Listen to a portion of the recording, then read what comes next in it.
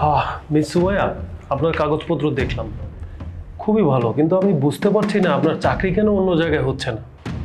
সত্যি কথা বলতে কি স্যার, আমি অনেক গরিব ঘরের মেয়ে, যার কারণে আমার জব হয় না।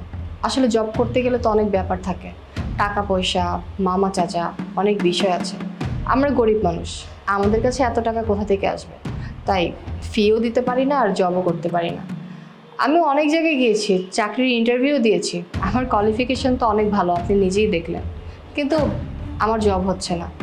শুধু কারণ একটাই, কারণ আমার টাকা পয়সার অভাব।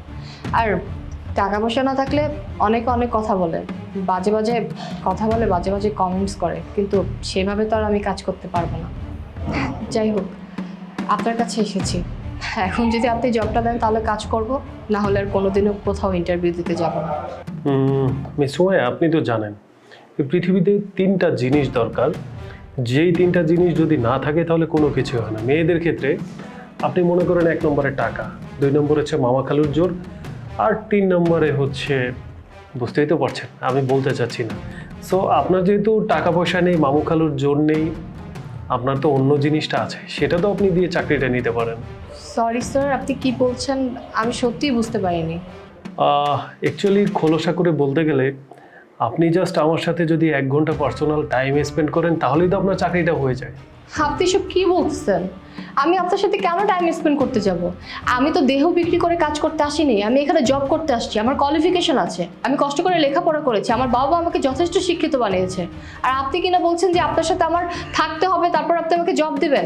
আমি যদি পতিতাগিরি করি তাহলে রাস্তায় গিয়ে করব, এখানে এসে কেন করব?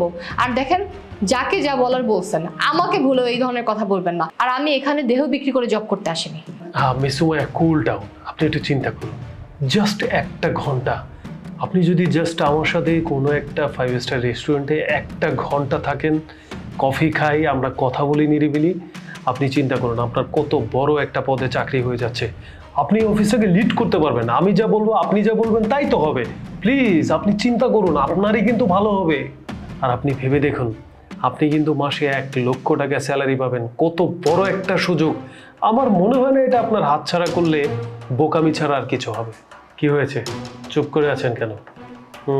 আমি বুঝতে পেরেছি, আপনি নিশ্চয়ই রাজি। ছাড়েন বলতেছি। আপনার সাহস হয় কি করে আপনি আমাকে টাচ করেন? আমি এখানে জব করতে আসছি, আপনি আপনার বাপের সম্পত্তি না যে আপনি আমাকে টাচ করবেন। আপনাদের মতো ছেলেদের জন্য না আমাদের মতো মেয়েরা কোথাও নিরাপদ না। আমি এখানে জব করতে আসছি আর আপনি আমার সাথে ফাইজলামি শুরু করছেন না? আপনি আমাদেরকে বাজে নজর দেন আর বাজে বাজে কথা বলেন। লাগবে না আপনার জব, আমি চলে যাচ্ছি এখান থেকে। মিস সোয়া, প্লিজ আপনি একটু বসুন, প্লিজ আপনি একটু বসুন, বসুন না। অ্যাকচুয়ালি আপনি আমাকে ভুল বুঝবেন না, আসলে হয়েছে কি জানেন, আপনি আসার আগে আরেকজন ক্যান্ডিডেট এখানে এসেছিল। সে কি করেছে জানেন? শুনুন তাহলে।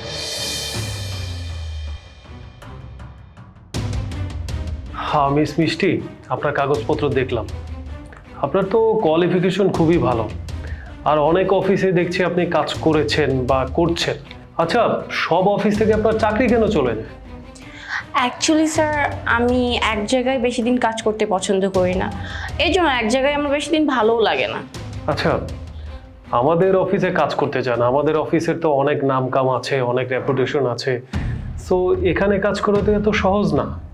হ্যাঁ অবশ্যই আমি চাকরিও করতে পারবো, আর আপনি কোন যোগ্যতার কথা বলছেন সেটা আমি ভালোভাবে বুঝতে পেরেছি। আপনি বলুন, আমি সেটা করার জন্য প্রস্তুত।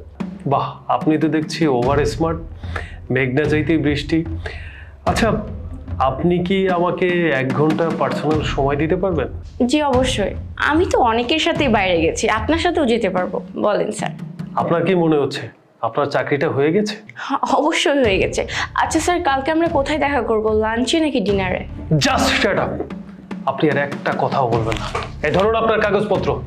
আপনি কি ভেবেছেন আপনার চরিত্র দিয়ে আপনি চাকরি নেবেন? আপনার তো চরিত্রই ভালো না, এরকম একটা দুশ্চরিত্রহীন মেয়েকে আমার অফিসে আমি চাকরি দিতে পারি না। কারণ আপনার চরিত্র যে খারাপ, আপনি তো আমার অফিসে ঠিকঠাকভাবে কাজই করবেন না, আমার অফিসের রেপুটেশন নষ্ট করে ফেলবেন। প্লিজ আপনি এখন যেতে পারেন।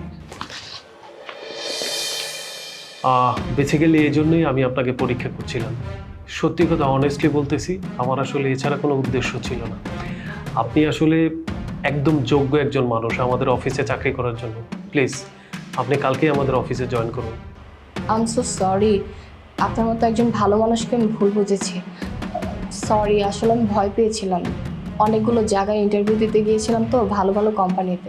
কেউ আমাকে জব দেয়নি, সবাই আমাকে উল্টাপাল্টা কথা বলেছে। আমি ভেবেছিলাম যে আপনিও ওদের মতো। এত কষ্ট করে পড়াশোনা করেছি, নিজের উপরে আস্থাই চলে গেছে যে এই সার্টিফিকেট দিয়ে যদি কোনো কাজ না হয় তাহলে এই সার্টিফিকেটের মূল্য কী? আপনি অনেক ভালো মানুষ, আপনি কোনো চিন্তা করবেন না। আমি আপনার এখানে ভালোভাবে ভদ্রভাবেই কাজ করব, আপনার বিশ্বস্ত লোক হয়ে থাকবো। ঠিক আছে, সমস্যা নেই। আপনি সব কাগজপত্রগুলো আমাদের ডেস্কে দিয়ে যান, কালকে এসে আপনি জয়েন করুন। Thank you.